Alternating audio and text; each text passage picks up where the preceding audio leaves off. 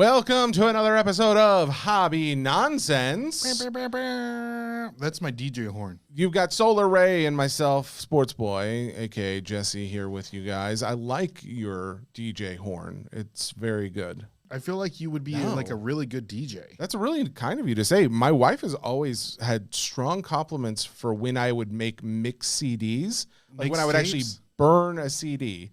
But it is not translated into online streaming music. I cannot make a playlist as well as I could when I burned a CD.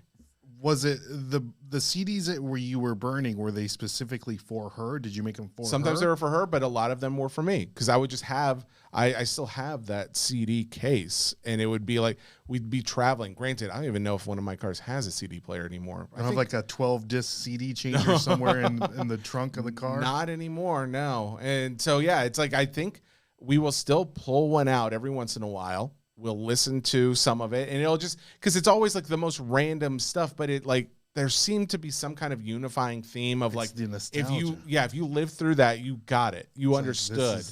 But even, and that's also being said, like, hey, there would be a song from like early 2000s and then cut to a song from 1980. But for some reason, it still fit because maybe that song was popular in a movie that was around that time, like in our youth or something. So, yeah, thank you for saying that. I don't think it actually does apply, well, fun. You mentioned burned CDs because we're all millennials here. Fun fact for me. And if you're not, get out. Get out of here. Don't stay. Gen Alphas or Zs. Gen Xs. They could be older. Ooh. Gen Xers can stay. My heart goes out to the Gen Xs because I feel like they're very misunderstood. I feel like they're very angry. Well, let me ask you this. I'm going to ask you for a brand name. Pepsi. Dude, let me finish. It was their whole marketing campaign. It was absolutely, I was going to say Pepsi. If anything sticks out in my head of Generation X, it's Pepsi and a musical group. Let's say it at the same time. Do you have one? Nirvana. Dang it. See, was that here's the problem, Ray. You have a learning disability. I literally was just saying, wait for, so we can say it at the same time. You just blurted out. It was Spice Girls. It was Spice Girls. And it's probably because there was a Spice Girl Pepsi commercial out there. I love Spice Girls. Oh, dude. Yeah. All right. Let's try. Third time's a charm. Let's say our favorite Spice Girl at the same time. Posh Ginger. Spice.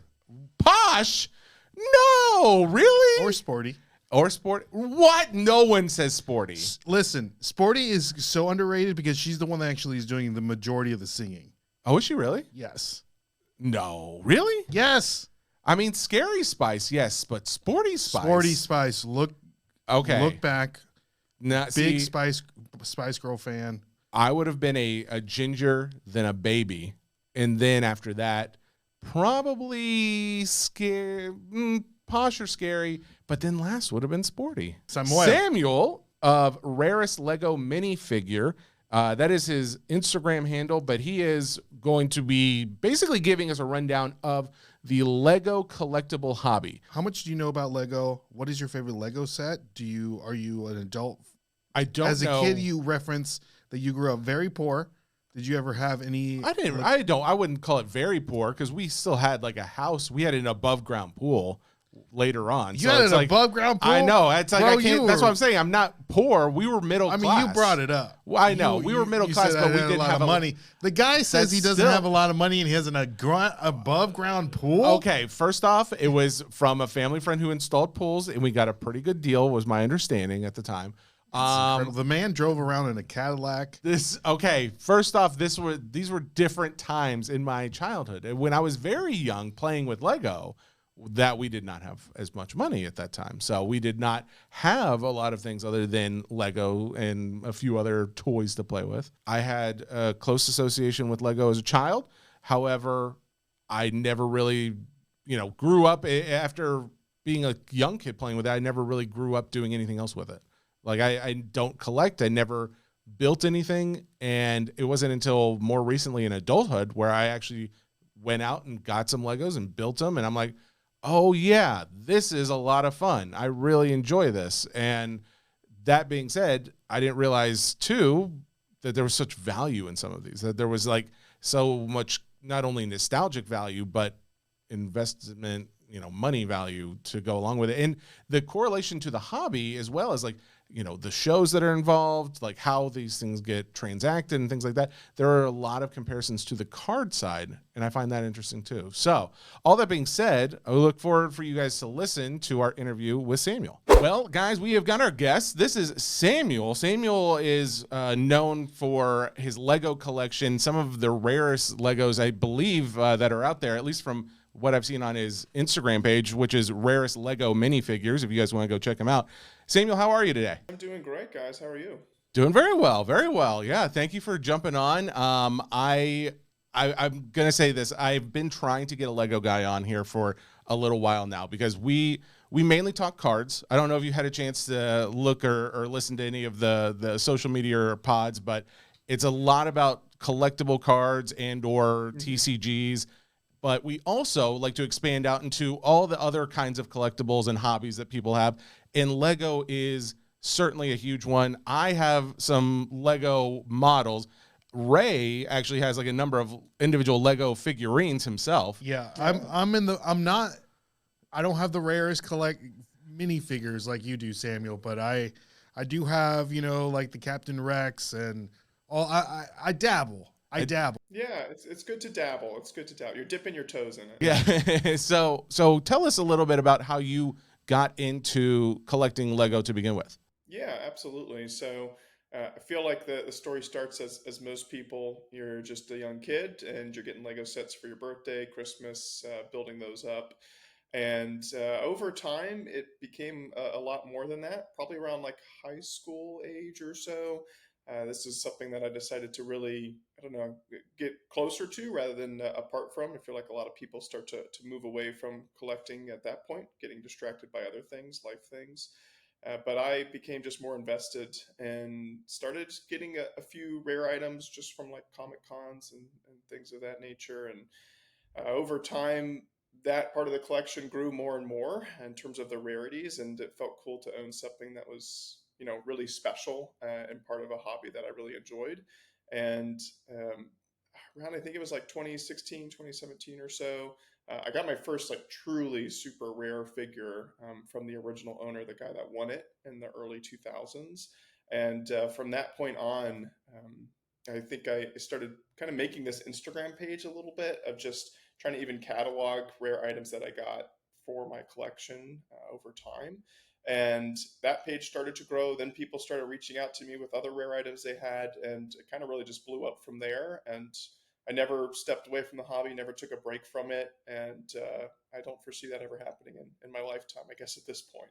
A little too invested. Yeah, I was going to say, you're probably pretty invested at this point. If you had to, I guess, judge the status of the Lego hobby right now, would you say you're at like the hobbies at all-time highs as far as like participation, values, things like that, or somewhere in the middle, or are we on a lower side? Yeah, that's a very fair question. So I think the hobby probably peaked right after COVID, as I think many did. People were just excited to be able to leave their houses, go to conventions and all that. And I kind of feel like I judge the hobby a little bit in terms of how good the community is with how active conventions are and such. And again, right after COVID, everybody was going to all these conventions. And I think there's maybe a little bit of fatigue because a lot of additional conventions popped up. And so then everybody's like, well, I can't make it to 15 to 20 places all across the United States throughout the entire year. So I think people are getting a little bit more selective. I think overall, if you're looking beyond just kind of more very hardcore collectors, but just the average, say maybe Lego fan that's collecting their sets from brick and mortar stores or online or whatnot, the hobby continues to grow exponentially every year. Lego, their prices are rising, but they're posting price higher profits every single year as well. So I think they're seeing a lot of growth too. And would you say that if I wanted to go to a show, is there like one show that's like the biggest that I should go to? The flagship. Oh, yeah. There's BrickWorld Chicago. It's in downtown Chicago. I actually have yet to be able to go to that one. That I'm hoping to go this year. I believe that's in about mid-July. That's a really big convention. Do you happen to know, Atlanta.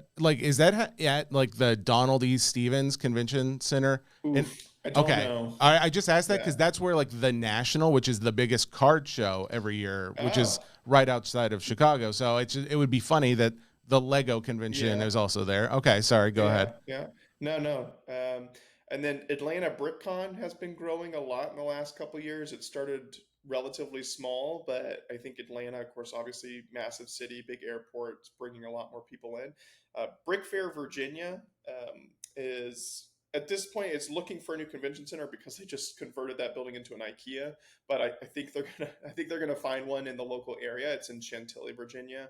But that one's always a really good convention, brings a lot of kind of more Eastern and then people fly in from all over. And then lastly, Card show in Atlanta and in Chantilly oh as yeah, well. Yeah, these are okay, collecting meccas. I'm starting to. I guess so. And then if you're like more in the Pacific Northwest and don't want to travel as far, Portland, Oregon has Brick Cascades, which I feel like is a really big one here up in the Northwest. Okay, cool. So if I'm on the West Coast, then that's the one. There's not. I'm kind of surprised there's not anything down in California, like a big one over there. And not that I'm familiar with specifically in California, but Lego fans travel pretty well. So people like really gravitate towards these bigger conventions, and then there's countless smaller ones as well. Like I was even just in my home city here 2 weeks ago. There was like a little local show, and I went and set up there. So there's lots of traveling shows too. They're just a little bit on a smaller scale, and I think don't bring out the same type of collectors, I guess, so to speak, or people that like to build a lot.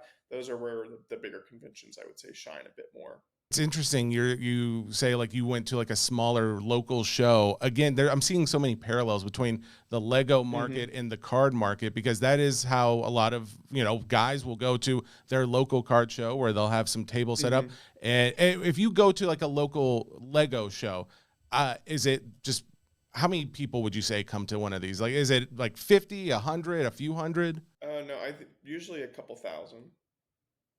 Yeah, end up circling through. Yeah, and then like the bigger shows, you're talking a couple tens of thousands. I think generally end up coming out. What kind of stuff do these vendors have in these conventions? Are we doing sets, Yeah, minifigures, stickers for yeah. the sets? It's So it ends up being a fun mix. So I think using the one that I've been to the most commonly, Brick Fair, Virginia, a little bit as like an example, is there's like a really big convention hall, and then it's like a little bit separated, and about two-thirds of it is actually just people that have brought like builds, so things that they've designed and created. So Lego obviously has sets that they have on the shelves, and people can build those and all that.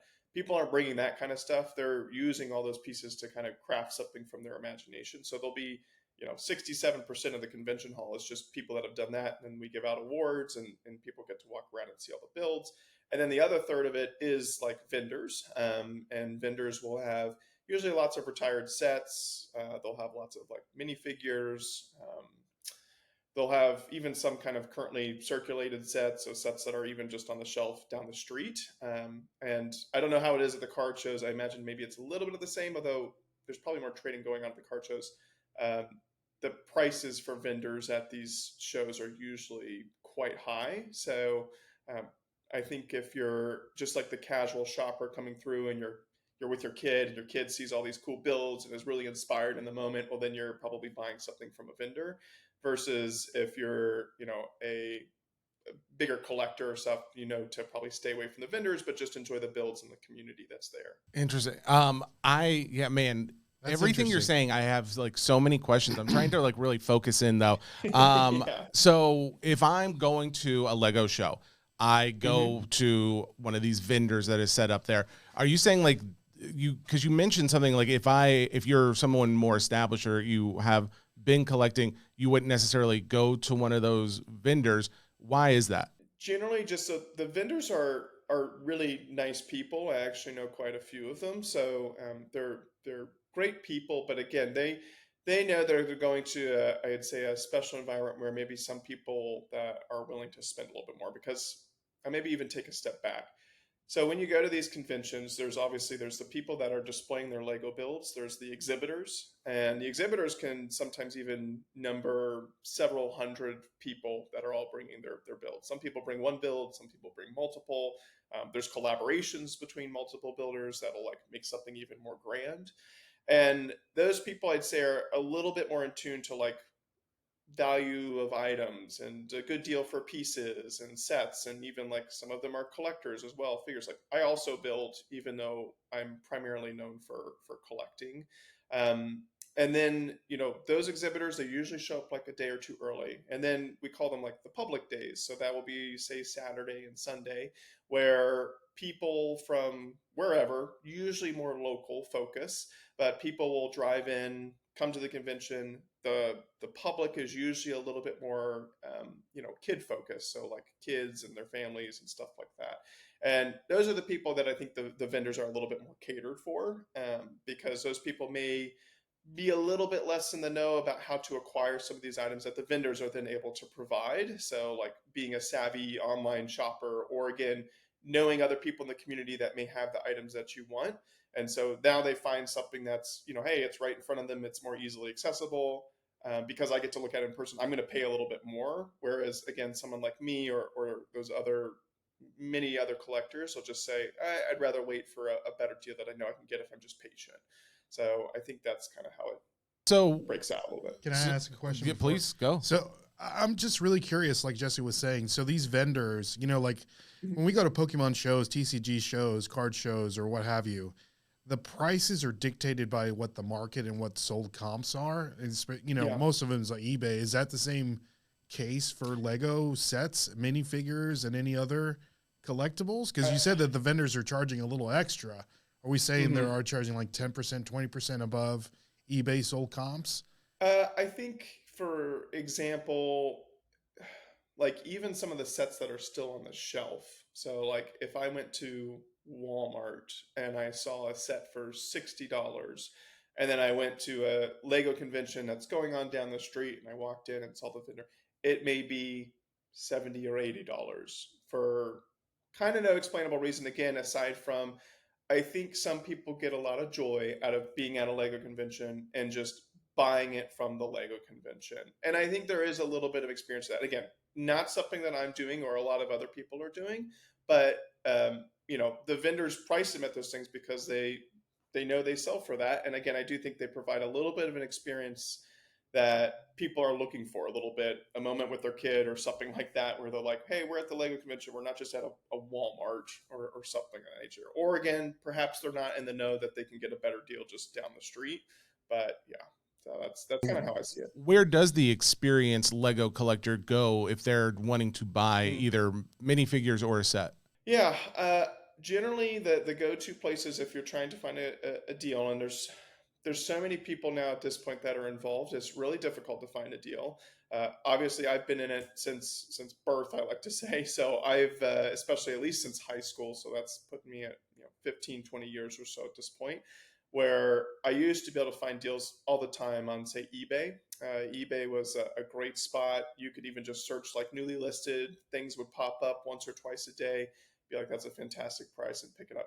Now there's so many people doing that, it doesn't happen as often. The occasional eBay auction will come along and you'll get lucky, as I'm sure you do in the card game as well. There is like a eBay or Amazon marketplace for Lego bricks and pieces and figures and sets and all that, that you can also occasionally get a good deal on. It's called BrickLink, which I highly promote. Lego actually ended up buying out BrickLink, so they took it over because it was so successful, and they still kind of promote it and facilitate it the same way that BrickLink did in the past when it was privately owned. And that's a great spot. I wouldn't say as much for a deal. I'd say the biggest deals for me, at least, and this is a very personal thing because I'm not every collector in terms of what I'm trying to pursue. A lot of it has to do with kind of like private trades and sells and things that aren't on the common marketplace, that are just between collectors. I have something you want, you have something I want. We both recognize maybe we could sell it for more or something, but we're just both interested in these pieces, and so we're gonna swap them, or you're gonna sell to me because you know it's going to go to a good home. I'm not going to sell it or flip it. I'm more interested in keeping it as part of my collection and curating it for that. Gotcha. Okay. So let's talk about some of these like higher end pieces, because obviously if anybody has had a chance to look at your Instagram page, they've seen that there are some of these that are not, $50, $50, $60. Some of these are not 100, 200. They're not 1,000. Some of them are in the 5 to even 6 figure range. What in your opinion, or for fact, what is the most expensive Lego out there? It's a tough call to make, honestly. So Lego does love their promotions and their giveaways, and whether it be privately, so actually just within the Lego group itself, or giving the public a chance to have a slice of the pie. So some of the items that they've made are true one of ones. So they only made like the one. And, I think to try to answer your question best, while they've done lots of like promotional figures, and I can list more than one figure that they've done that they've only made, say, one or two of, it probably has to relate to try to combine one, just the Lego brand itself, and then two, the theme that they made it off of. So I would say Star Wars probably carries the most weight, because then you're looking beyond just Lego. You're looking at Star Wars as a whole, as a collector's hobby. And so when you put those two things together and you have a Star Wars Lego minifigure that's maybe one of one, then that to me is probably the rarest and most sought after, and would be the most expensive, which I am fortunate to own two of those, but there's a couple other ones that I unfortunately don't have, and probably will never have, because they're in other collectors' hands. Well, so let's talk about some of those high-end ones that you have, because before the show, Mm-hmm. Ray had kind of told me that before Star Wars kind of came on the scene with Lego, that Lego might not have been doing quite as hot, but when Star Wars entered the scene, it really, I guess, accelerated the interest and demand for some of these sets. Is that your experience as well?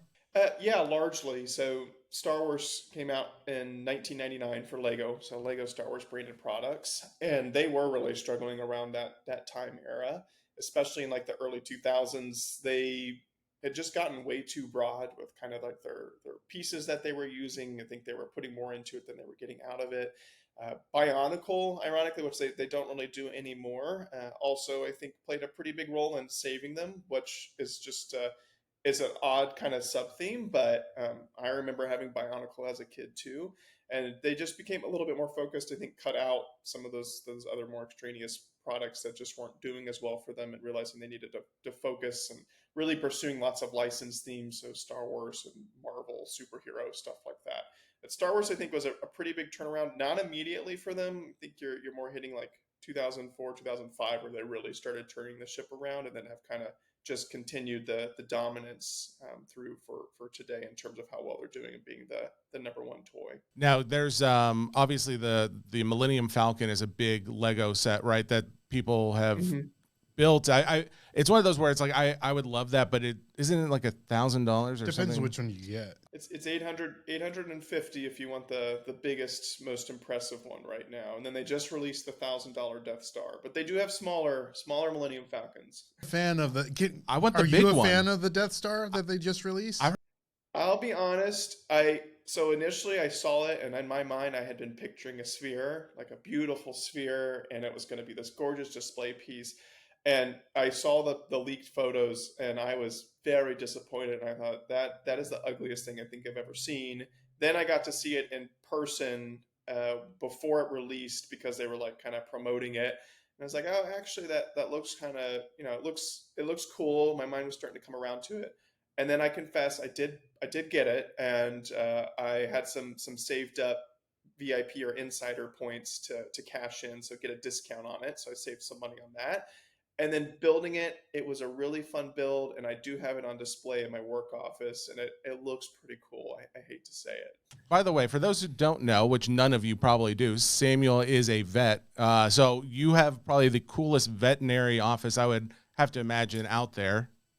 Yeah, I have a lot of fans. I'm still adding more to it, but basically the day I moved into that office, I started putting in shelves, and I've been putting up bunch of Lego sets. I've got the Dungeons and Dragons, the Death Star, the Milky Way Galaxy in there, the Game Boy, great set too, and the Neuschwanstein Castle. And we're adding to it weekly whenever I can find some time to build. So tell us about your collection. What are some of the pieces that you're most proud of, the ones that you enjoyed? It doesn't have to be the most valuable, but I would also like to know what's the most valuable in your set as well.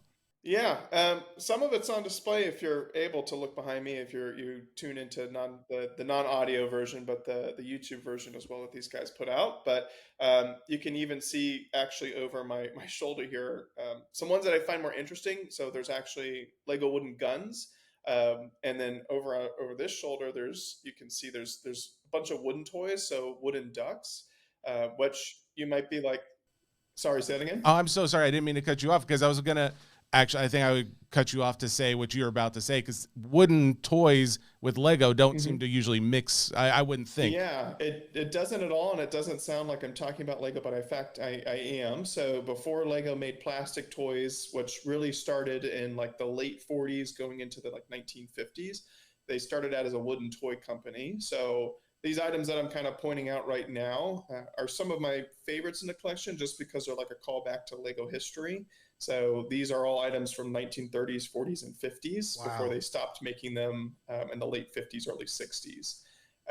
So I'm a big fan of like Lego history and have a lot of those items. So I kind of have my own like little Lego wooden toy collection or museum aspect of things. But then I also like current items. So if you even again like look at the shelf above the wooden guns that are on display there, or the shelf below, you can see there's like a lot of the rare Comic-Con pieces, limited to a couple hundred to 1,000. There's an alien that there's actually a couple pieces that went to space up here in this cabinet. There's some rare golden bionicle masks that are one of one. And then even like behind my head, there's some rare Star Wars figures that were like giveaways that are one of one or one of five. And then some rare internally circulated plastic figures in the Lego group. So there's like a Lego George Lucas, a Greedo, an R2KT that are all less than 50 in terms of their quantity made, and weren't supposed to be in public hands. So while there may be 50, most of them are owned by people in the Lego group, and there's only a couple out in the private collections. So, That is so That's awesome. cool. yeah. I just need to know, you went on Pawn Stars and I watched the clip before we did the interview. Yeah. It was pretty impressive to see these Lego pieces go into like the public eye and like it be known like, hey, there's some, I don't know. They offered you $50,000 for two of these. You went in there asking for $250,000 for each of them. Tell me more about these pieces because I need to know. Tell us what they are before we move on. Yeah, to the yeah. What conversation. are the pieces? Yeah, they're also both over my shoulder there. So it's bronze C3PO, which was from a giveaway San Diego Comic-Con in 2007, and then a white gold R2D2 that was part of a promotion. If you bought that Millennium Falcon that we were just referencing when it first came out, which I believe is 2017, and you got like a little black VIP card, you were like automatically entered into winning that. And so the bronze C3PO actually is that one of that first like super rarest of the rare figures that I ever got, that I referenced very early in the podcast. Just where it really kind of started to tumble in terms of me collecting a lot of rare things and being more interested in that. Both of these I got from the original winners, so people that were fortunate enough to kind of get it firsthand, and then it basically advertised a little bit that they were interested in selling, kind of put their names out there, and I immediately kind of hunted that down, got into contact with them, some negotiating and pursuits later, and lots of interesting arrangements to try to like actually get it done, and probably a bit too much money afterwards. Was able to get them into my hands, which was great. But yeah, when I went on Pawn Stars, don't know if I'm allowed to say it or not, but I knew, it's obviously it's a pawn shop, so and they are operating as a business. Yeah, they have a show, but I'd been watching that show for my whole growing up. It was what season are they even on now? Like season 30 or something like that. And so I was really interested in one, being on the show because it's just a cool experience. And then yeah, basically accomplishing the goal that it seems to have achieved here, which is promoting kind of a rare item and just saying, hey, there's more to Lego than just the sets that you see on shelves. Obviously, if we were able to make a deal at the time, consider it. But I went in there very much with the perspective that I want to also walk out with these pieces, not necessarily, sell them unless, of course, say the price was right or something like that. But everything I collect is genuinely with the goal of probably keeping it to the grave. Maybe not the best mindset, but collection comes first. You have them. You were willing to take 250,000 at the time. That was what 2 years ago. Would you say they have increased in value, stayed the same? Like if someone came up and offered you $250,000 for one of the pieces now, is that something you would still take? I would not. No, I wouldn't. I wouldn't sell them for that. No, I just they're and it's tough to put a price on these things. They're one of ones, and I think they're they're not worth, I guess, what a price that I put them on them, which I don't really want to put a price on them. They're really worth what someone would be willing to pay, which I think is just the case for a one of one. People like to ask me all the time, well, what's it worth? And it could only ever be someone that makes me an offer to actually decide what it was worth, and then I would have to accept that price to make it that amount. Otherwise, it's purely a guessing game in terms of value of an item that truly has no equal or whatever it be.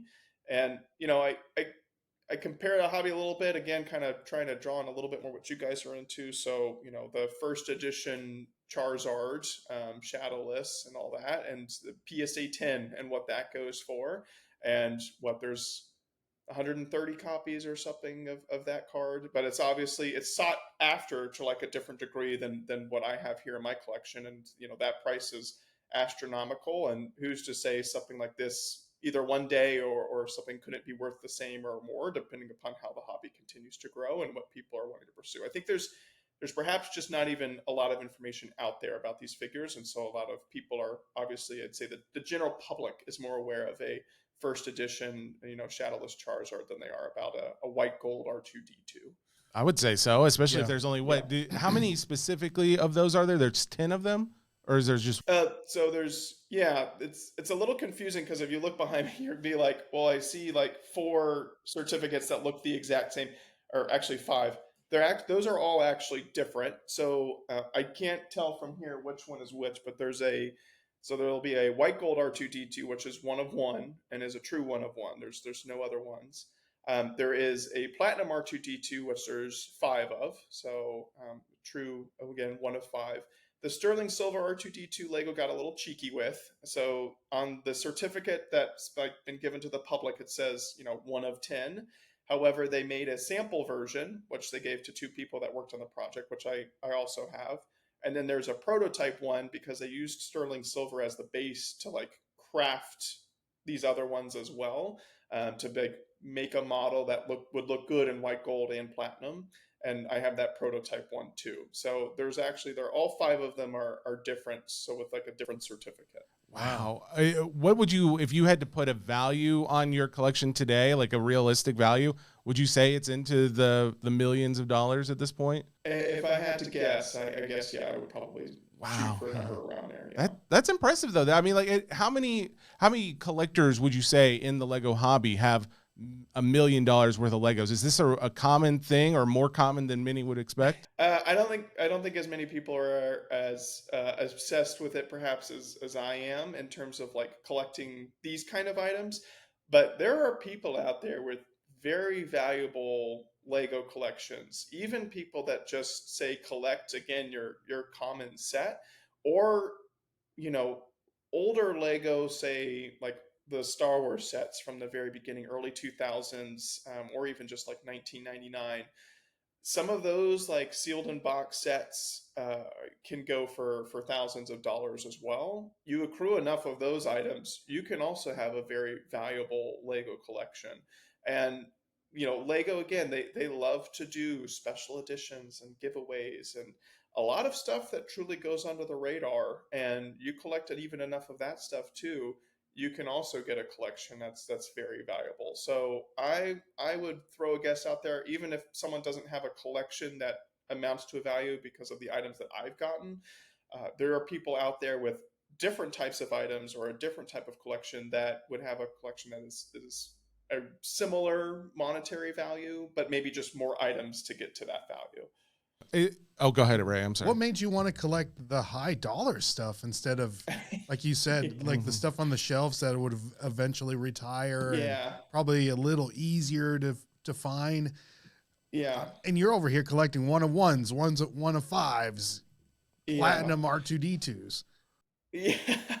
Yeah. It'd be a little bit easier if I had chosen a less difficult path, I guess, to acquire some of these items.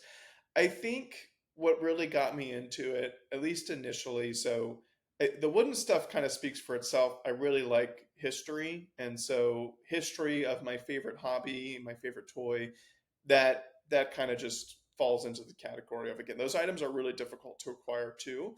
But yeah, yeah. So Lego didn't export wooden toys at that time to the United States. So it all comes from usually Denmark and Germany and a couple of those kind of surrounding Nordic nations too. But so those wooden toys difficult to acquire, and again, me being a fan of history and Lego, that's kind of like a nice little marriage of two of my favorite things. The other stuff that's more limited, I think I just also really enjoy kind of a niche part of a really, really large hobby. And I wanted to collect stuff that, one, people perhaps wouldn't know about, and then I could share it with the public. And so, in effect, maybe be a little bit of an educator on some of these things.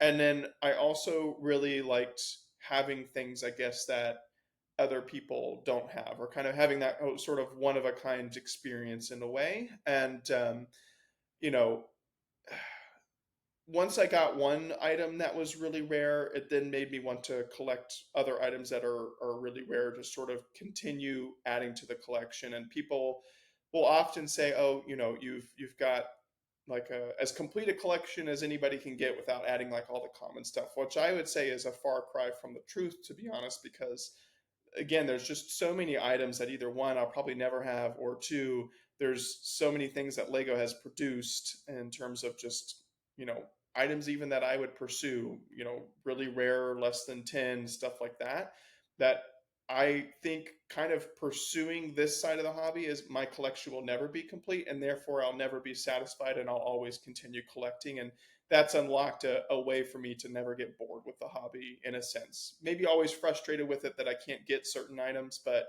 at the same time, an excitement to keep collecting. And that has continued to be the case for me. This may not be a question for you. I'm thinking now, but I do still want to ask it. If I were to Yeah. go to like a garage sale, I'm on the Hmm. lookout for a piece of Lego, whether it's a minifigure or a set or anything like that, that would hold value.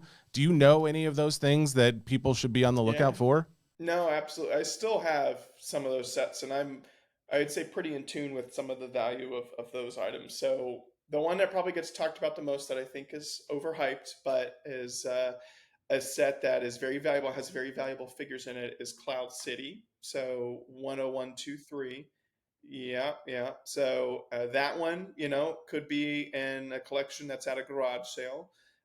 Other ones, even the version that they recreated in the 2010, so Betrayal at Cloud City, that would be another one that has valuable figures in it.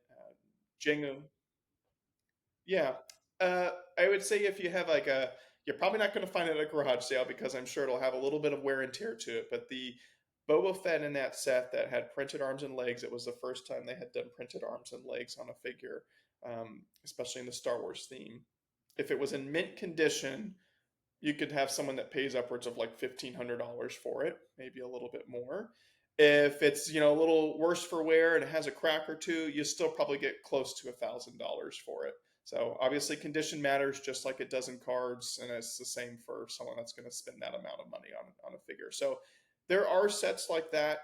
Most of them are Star Wars. There are also, I would say, like some old Batman sets, and some old Marvel and superhero sets, just the occasional ones that were more pursued by people. Old modular sets, so they've made lots of modulars. Cafe Corner, Green Grocer, Market Street are ones from, again, kind of like those 2000s. The Oh my gosh, Fire Brigade. Those are pretty iconic. Like, again, buildings that were like the first set in a very long series that Lego is still doing today. So again, if you kind of like want them all, well, then you're going to have to go back and collect those, and that's why those are worth a bit more money. So there are used sets out there that are valuable, and quite a few figures too that again you could stumble across at a garage sale. People still do that and find a good deal. Samuel, you mentioned Bionicles a little bit Yeah. before, and I don't think people really understand the hype and the collectors of Bionicles. Could you just give us Yeah. like a brief intro on that? Or Yeah, I can try. I am not as big a Bionicle collector as some. There are, as you have alluded to, I do. I do. There is some people I don't even get close to. There are some diehards out there that have, say, every mask, every Bionicle sealed, every promotional item. Like it is almost its whole own branch of Lego collecting that uh, is like entirely separate. And a lot of those people are just like, I only collect Lego Bionicle. I'm kind of like the collector I'm a rare Lego collector. There are some rare Bionicle items out there. I do like Bionicle, and so I have a couple of them. But I do know some diehards that have so much Bionicle, and they have poured so much time in the collections. It is inspiring. Some of the collections that I have seen out there of just again people that have just rows of masks, and they're all different, and some of them are prototypes, and some of them are that was only released in this set for 6 months or something like that, or this one was only released overseas. And it's really cool. And again, I think that's another part of Lego that I really like. Not everybody has to collect like me for me to be able to appreciate your collection. I've seen lots of again Bionicle collections. It's not my interest aside from a couple choice pieces, but my gosh, is it fascinating to see what some people have put together and the amount of time and quality to the collection that they put. So yeah, Bionicle collectors, I almost on a level above me in terms of how dedicated they can get with some of their pieces. There's Chris or Duck Bricks, who has his own YouTube page and stuff. I think he's on a progression to try to collect every sealed Bionicle set that was ever made, and he's going to get there. That man is devoted to his Bionicle, and it is a passion that you'll rarely see with any sort of collection. So people should check him out too. But they're they're not. Some people would love for them to bring it back, but they did release a little promotional. Like if you spend, I don't remember what the amount was. Maybe it was $100 or $150. They re-released a Bionicle in a way within the last couple of years, just to kind of bring back some nostalgia. But that was the only little bit that they've kind of catered back to Bionicle. They have otherwise not truly recreated the theme in a long time. So it was back in the 2010s that they brought it back for a little bit. Yeah, I always remember it like looking cool. I never like got in the tube. Mhm. Correct me if I'm wrong, Samuel, but I know that the majority of them like came in the tube. Some of them you Yeah. can get like in a vending machine, and it corresponded with like a flash computer game also. Like you can like unlock certain mask or characters, and then you can use the Yeah. code to Really? play it was kind of like a Something for like the 2000s. it was like a new weird age. like that time. Yeah, like integrate everything Like a into, webkin and yeah. like all Yeah. Yeah. And again, it's funny you should mention Bionicle, just again being such a niche part of the hobby that a lot of people really devoted to. Like going back to where we originally started with some of these conventions. These conventions will literally have, maybe 15% of the floor space purely dedicated to people that have built unique Bionicles, and there'll be hundreds of them. Sometimes people are just very creative with using those parts to really create neat little beasts and stuff like that. So again, even though not something I've really ever meddled in too much or collected or built with, aside from a few sets when I was a kid, it's really cool to see what people can create. It's some really impressive stuff because it's unique part usage to make some cool builds. I've written down some things so I don't forget, because as we go, everything keeps popping in my head. First question that I've been wanting to ask. So when it comes to cards, like PSA is kind of king, and you send your cards to PSA for grading. Is there like a Lego grader that everyone uses? That's another great question. And I will admit, before I answer, I have a very strong opinion about grading with Lego that maybe not everybody holds. So I think grading in cards makes a lot of sense. in a way because it's been established for a really long time. Cards, I think, are a little bit easier to look at and grade in the sense of, okay, like what's the print quality look like? Is it actually centered on the card?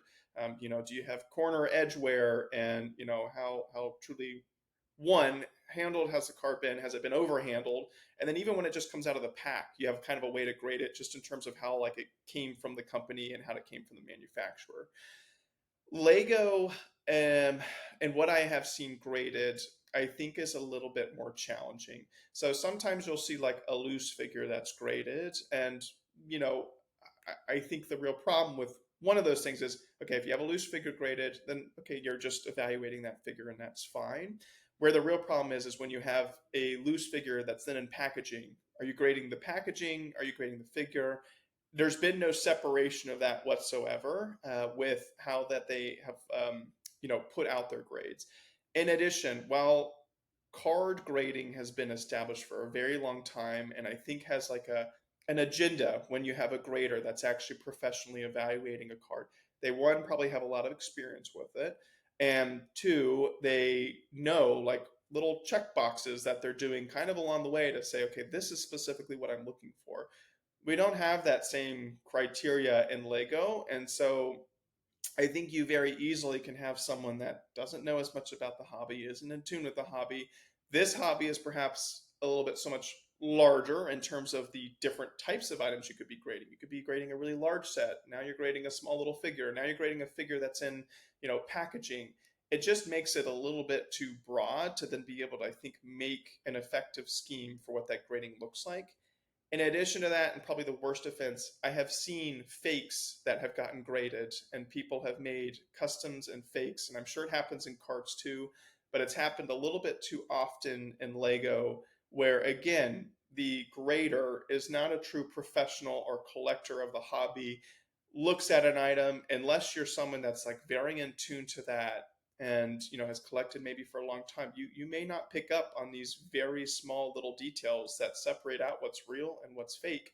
And we're talking about just simple printing in some of these cases for a really rare and valuable figure. Here, let me just pull this guy over here. So this is a relatively valuable figure and a pretty exclusive one from 2016, but it's just this torso. It's not very difficult to be able to copy that. I know that this is real because I got it from the person that kind of like put on this whole program, but you could have someone that easily could get a pad printer and just make that, and then you're gonna then have that person that knows they're maybe selling a counterfeit. They're trying to add a little bit more to the story, make it a little bit more believable and viable for your average consumer. And so they say, I'm going to go ahead and get it graded. And again, I think it's tough to weed out those fakes. And I'm kind of like you're putting, I know with cards, you're putting cardboard in plastic or acrylic or whatnot. And for this, you're putting plastic in acrylic. And sometimes that plastic was then already in a cardboard box that you're now putting in acrylic. And it's kind of just like a little bit of where does it stop? And again, the grading, I more have the problem with the cases I think are really cool sometimes, like the way you can display your item in one of those cases, like they put on really good cases, but the grading I'm not a huge fan of. So yeah. Um, so I think there was UK graders was doing it for a little bit, so in overseas, but I think they stopped because they weren't comfortable with it. CSA is a place that's in the US that I think does some grading. I don't think I think I don't. I'm trying to remember. Some grading companies got into it and dabbled for a little bit, and then said, "No, we're actually going to get out of this because this is good for us." So I can't remember if PSA even for like a little bit did some grading. I think they might have, but CSA I feel like is the one that mostly still does it. I think what Collectible Sports Authority or something like that. I don't remember. I could look it up pretty easily, honestly.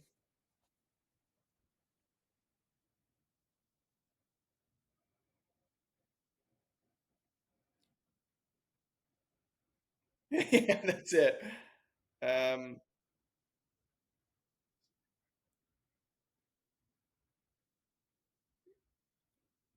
Oh, AFA. It's a lot of AFA. That's what it is.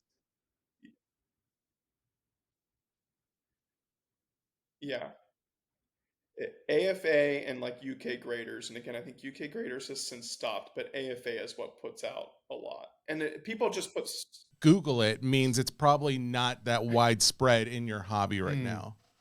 Yes, it is not super widespread, but what again is out there, I'm just not. Again, it's a personal opinion. Some people like it, and that's fine, but I don't personally like to have anything graded, and I would again say I have some of the biggest items that would be maybe quote unquote worthy of being graded. I don't, however you want to decide that, and I just I don't see the worth in it personally. You can keep good care of your items without getting a grade stamped on them. The reason, one of the reasons you said some may get them graded is because they want to show that it's not counterfeit, even though obviously it's been a problem where they've graded counterfeit. But that was one of my questions actually, was how rampant is counterfeiting in the hobby, and are there any tips for new collectors out there to be aware of? Yeah, I would say it's getting worse, which is a shame because it's always been around to a low degree, but it seems to be progressing at a more rapid pace. And I think that's with the development of, again, like, people can get pad printers in their homes and things like that. So, you know, if you're new kind of coming into it and you're really wanting to get into like more common items and stuff like that, you're not going to have a problem. People aren't necessarily doing counterfeits of that. If you're trying to collect the old stuff, so maybe even some of these wooden toys, that's starting to become a problem. Old sets, even from like 50s and 60s, that's also starting to become a little bit of a problem. People are actually figuring out how to make like fake boxes, and then putting the bricks in them.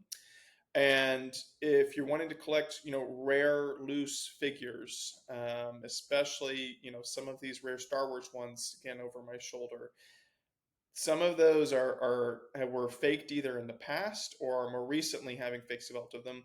Ask ask a collector before you start sending and shoveling out a bunch of money. Even that Cloud City Boba Fett I was talking about, that has also been faked. Ask a collector. We generally know, for a lot of those items what to look for, little niche things that will help you kind of determine if this is real or fake. I do it all the time on my page. I'm not going to say I have a 100% track record by any means, but if I don't feel comfortable, I have friends that I will then also ask. It's kind of a big community and get different opinions and you know little things that we're all looking for to try to kind of make almost a little communal in terms of like or tribunal. Is this fake or is this real?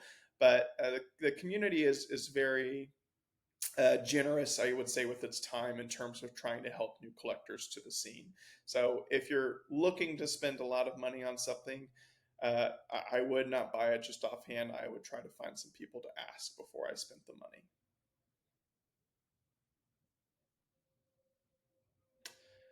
Yeah, I probably the Cloud City Boba Fett from that set in the early 2000s, set 101, 2, 3, just because it's one of the more set common ones that was released in a set that there is a lot of, but goes for a fair price because it's just so highly pursued. Whether it deserves that name or not, it's a cool figure, but I think in terms of the quantity that are actually available, it probably has a little bit of hype generated around it that makes it go for a bit more than it should.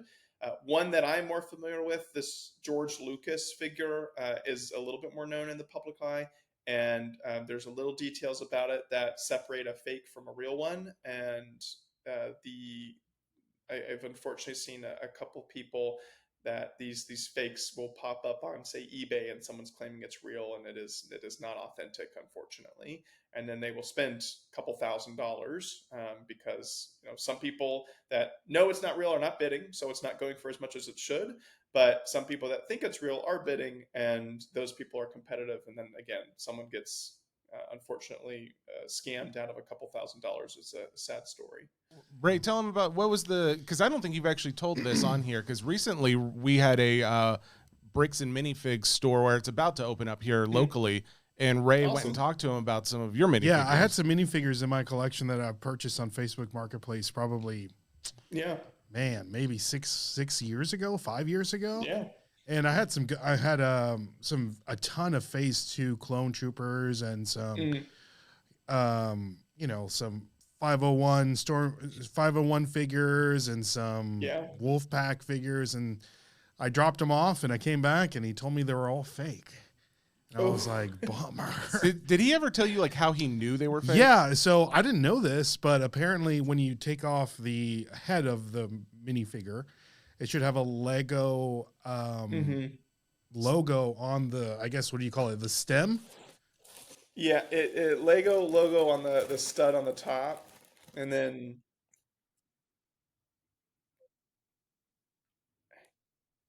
yeah, and then even on the torso, usually it's going to have it imprinted like on the top of this stud here. And then even if you take off the legs, in between the legs. However, I have also seen that faked too, or people will get blank parts and then print on top of them, and then it will look like a real Lego figure. So unfortunately, that is not, it's probably the easiest way to rule out a fake, because if they don't have that, well, it's definitely not real. But have also unfortunately seen ones where they will print on official Lego parts but still make like a fake. Also easy to do. Yeah, he did. Is Tops aware or not? I say Tops because I was just making a comparison in my head how Lego is the only like maker of Lego, right? Like in the card world, you've got like Panini, you've got Upper Deck, you've got Tops, of course, and so there's a number of different companies that are trying to compete with each other, but Lego doesn't have to compete. They are Lego, so.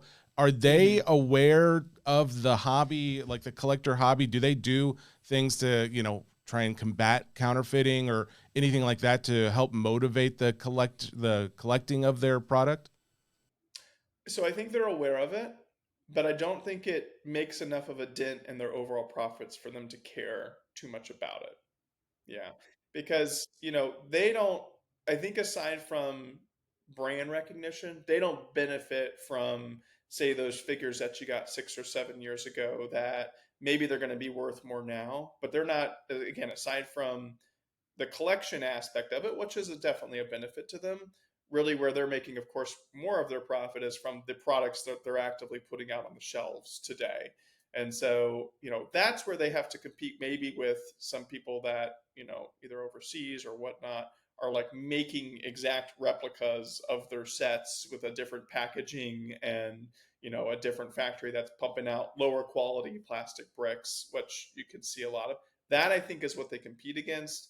But your person that's maybe putting out fake clone troopers that were made 5 years ago, I don't think they care as much about those little battles, because I think there's just so many of them that they would have to have.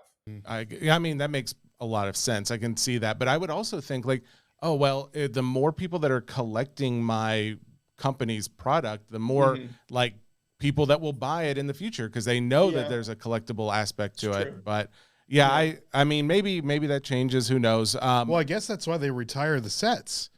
They don't ever reissue the sets, so they keep the collector in mind, knowing that, hey, when this set is done, it's done.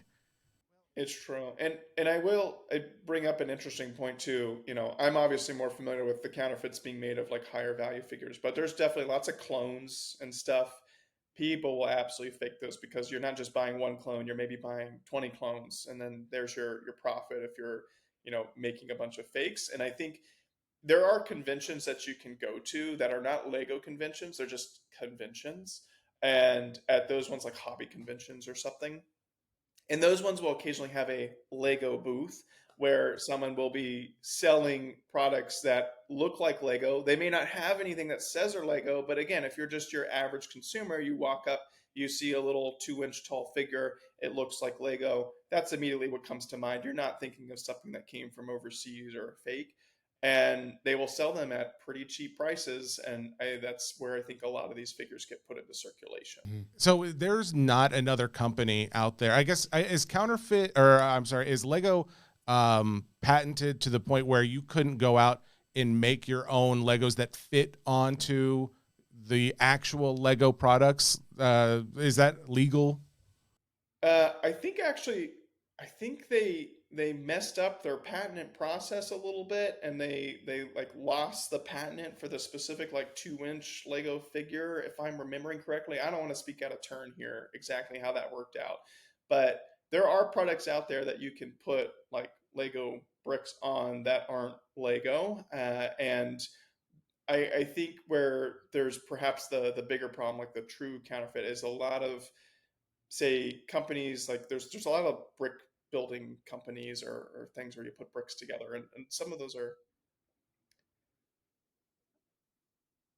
Duplo's still Lego, but like Mattel Brick Shop is like a little bit of a competitor, or Like I can't remember. Like Pokemon used to have another brick company had the IP for Pokemon, and now Oh, it's really? Lego. yes, yep, yeah. Now it's going to be Lego here. But yeah, so but there's some that I think again are just like Lego releases like the Death Star. Lego releases the Death Star, and they're like, this is the Lego Death Star, and then you'll see the exact same picture, but with a different brick company that's made it, and like, well, that's just a fake, and they'll sell it for cheaper, and that's you're just stealing another idea. Like that's not okay.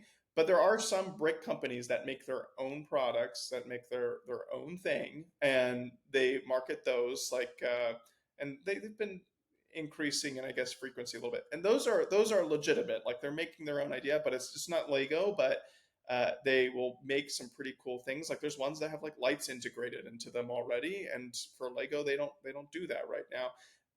Aside from the occasional like light up brick. So yeah, there's some cool sets out there that are legitimate, that are not Lego, but I'm, I guess, a little bit of a purist. I really just go for the Lego brand. Yeah, I was gonna say, I feel like I don't know, if I'm a collector, I would shun everything non-Lego. But like if I'm a Yeah. builder, if I'm there like at these conventions to set up, like Mhm. something that has lights built into it, that would be pretty Yeah. cool, I guess. Yeah. Yeah. Um, so just a couple other questions for me then. So recently, obviously we've had well, I shouldn't even say recently, I guess it's been on for a few years, that Lego Masters show, Yeah. Yeah. that has brought a lot of attention to Lego. I think Will Arnett is the host of it. You also He had, was. Yeah. oh, he's not anymore. Not for the newest season. It'll be a Nick Cannon. Nick Cannon, Nick, man, that boy, well, he's getting his he's work. got like so many kids, right? So Like many he's got to kids. work. He does not have the option. Our So generation's what's that guy with the mustache? Steve Harvey. Oh man, Steve Harvey is a saint. I love that man. Lego Masters has obviously brought a lot of attention to the Lego world, just in the form of entertainment television. But I've been watching on YouTube for years. There's one channel, I was looking up the name. It's Brick Experiment Channel. I think it just goes by BEC, but they do like engineering projects with Lego, where it's like, hey, like what kind of Lego would I need to build for a vehicle to break down this wall, or to climb over a wall, Yeah. or to submerge and make a submarine, and to see all of you can build actual engines. You can build almost anything that you can build in the real world with Lego to some extent. I find it to be one of the coolest like engineering toys out there. Do you think because that's kind of like the idea behind a lot of Lego, isn't it? Like to be not only like a fun toy, but like an educational toy. Do you feel like we've moved away from that at all? Yeah. I do think maybe there was a little bit more creativity with Lego in the past, and just that, like, even if you like looked at old Lego sets where you'd go to like I bought this yesterday at Costco. So if you went to Lego, in the back of the box, one, they'd have the set that you could build that was originally intended for. But then if you went to the back, or like in the instruction manual, they would then have like, you could also make this weird and wacky thing from your Star Wars set, or they'd give like a couple other like random example models, and just like promote that creativity that you could do.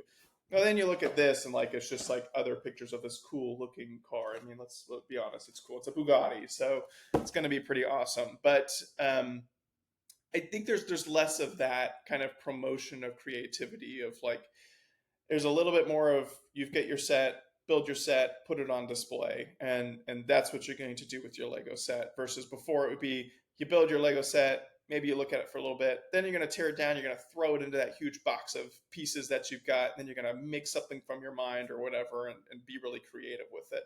So I do think it's moved away from that a little bit. It's definitely still there, though. Again, you see it at the conventions, where people aren't just building what's on the box. They'll take these pieces, and then they'll find creative new ways to use them. and make really cool products. And even with you were admitting to like some of the technology and things like that, people still do that where they'll take like Mindstorms. Lego Mindstorms is kind of like the tech part of Lego, where they'll have motors and little programming that you can do to make cool products that will have really neat functions. And people still do a lot of that too.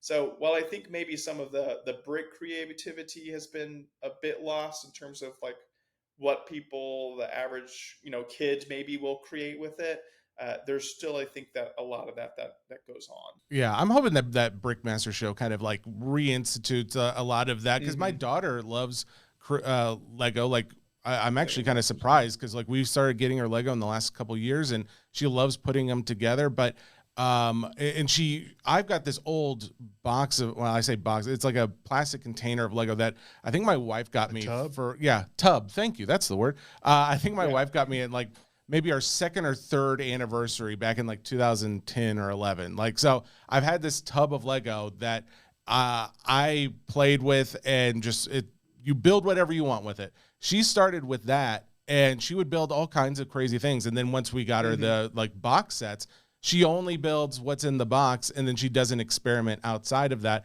And that's Yeah. where it's like, well, I like the idea of how Lego can be not just, a cool picture from a movie or something that's relatable from a comic book or something, but then it can also just be our imagination, whatever that can create. Right. I just want her to Yeah. be able to do that. I want more people to realize like, oh, Lego is fun for all kinds of reasons, not just for collecting Right. and an investment, and not just for building something I saw in a Star Wars movie, but for creating something that no one's ever seen before. That's how Yeah. I did it when I was a kid. When I was like, me and my brother were on our carpet that looked like a road, like those old like kids Oh, Yeah. rugs that yeah. looked Yeah. like a I had road. that too. Yeah, man, we were on that carpet, and I would have like, we would build Lego building, or like I had a castle that would have like trap doors in it and stuff like that. And Oh, like we never Yeah. used the instructions. In fact, it wasn't until recently where I actually did my first instruction Lego build, and which I loved. I thought it was really fun. But at the end of the Yeah. day, it's like once I build that, I'm never taking it apart again, mhm. because it will never be in the individual bags where I can then Hmm. follow those instructions back to building it again. So now it's like I need those Legos to still be around and exist, but I Yeah. still want the other, like just my own Legos to do whatever I want with. And I Yeah. hope more people have fun with this, and more kids start to have fun with that. And I think part of it that could have, maybe it's a little bit of the problem, is because of the collectability of Lego. And if you took your Cloud City set and threw it into a bin of pieces, well, now you'd have to pick all those pieces out, but you've maybe misplaced them, the value's tanked. Versus if you keep things together and you've preserved it, well, a lot of rationale I can do to even buy sets today is usually once they retire, even if I've built them, they go up in value. So I then like got my experience with building and all that.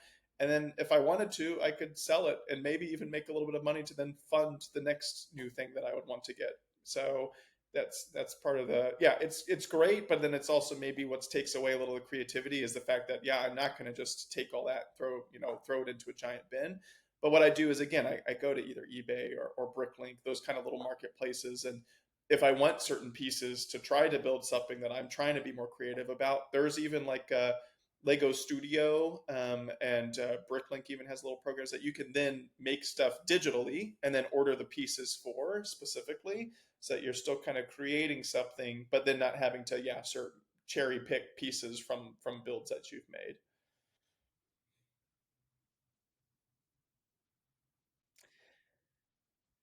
Yeah, yeah. If you want to, and you make something that you think is worthwhile to then submit to the Bricklink ambassador program.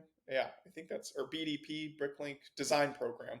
Bricklink Design Program. You can submit it, and then the community votes on it, and if it gets enough votes, then 5 sets get selected from the Bricklink overseers. And then those sets, they'll have a price on them. They'll get nice, all like boxed up and everything, which is great. And then people can then say, okay, yes, I'd buy it. And if it reaches a certain threshold, then your credit card gets charged, and those sets then actually get made into production. They ship like 6 months later. It's a really cool program. It's brought a lot of community together to get more unique stuff that Lego itself like wouldn't directly make. But then even if you just want to use those programs for yourself to then design something and build something, you can do it and order the pieces entirely separate from committing to that program. There's also another site. It's called Rebrickable. So just people from the community that like make really cool things and then make instructions for it.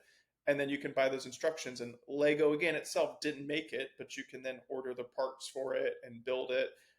I've ordered something off of there, and I made like a almost 20,000 piece Imperial Star Destroyer, and Lego is never making anything. Well, maybe they will, but not in the immediate making something that big. And it made this like 4 or 5 foot long Star Destroyer. I didn't have anywhere to put it, so I ended up having to sell it. But you can do stuff like that too. So it's a huge community and a lot of ways to get involved, no matter how you want.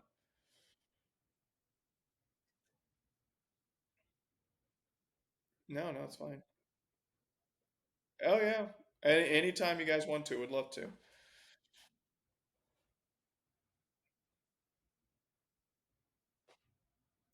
Ever built. Nostalgia reasons, because it was one that I remember I specifically got 50% off at KB Toys, and I think really sent me down the Star Wars line, and I was thrilled to get it, and I got it for my birthday, and I built it on my birthday. Was Jango Fett's Slave One, or as they would now call it, Jango Fett's Starship. But Jango Fett's Slave One, set 7153. That's an oldie but a goodie. And then sets that I've built that I really enjoyed the building experience. I'll try to take a step away from the nostalgia factor, but I really enjoyed the build for the mini scale Hogwarts that they did. That's currently, you can still buy it. I think it's even on discount at Walmart right now for like $140. That was a lot of fun. And then I do hate to say it, but the Death Star that I just built, that was a really fun building experience. And I think the biggest thing for it, it was all brick built, and there was very like little technic or gears or pins or anything, which means that it's pretty unstable when you're moving this giant structure around that's purely brick built. But the brick building experience is a lot more fun, in my opinion, than like the Technic part, which there's obviously the whole Technic sub theme that,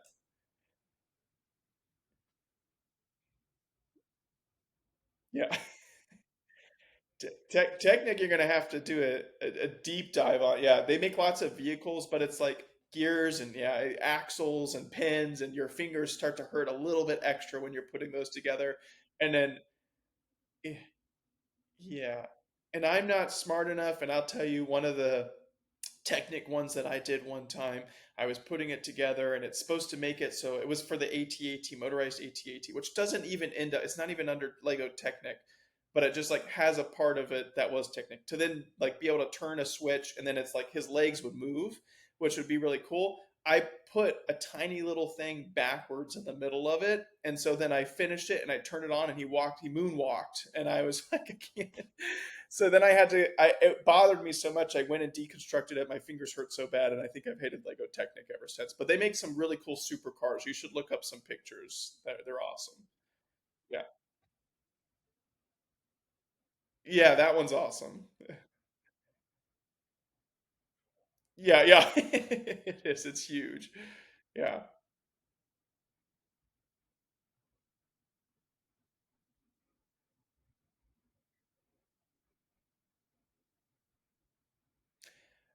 good ones. I have been to Legoland. I've been to Lego. There's a couple Legolands. I've been to Legoland, California, and I've been to Legoland. Sorry, say.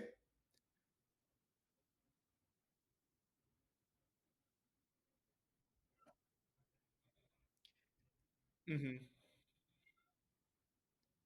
I'm gonna say the main one, just because it's the first one and it's technically the home of the brick, is gonna be Legoland in Billund, Denmark.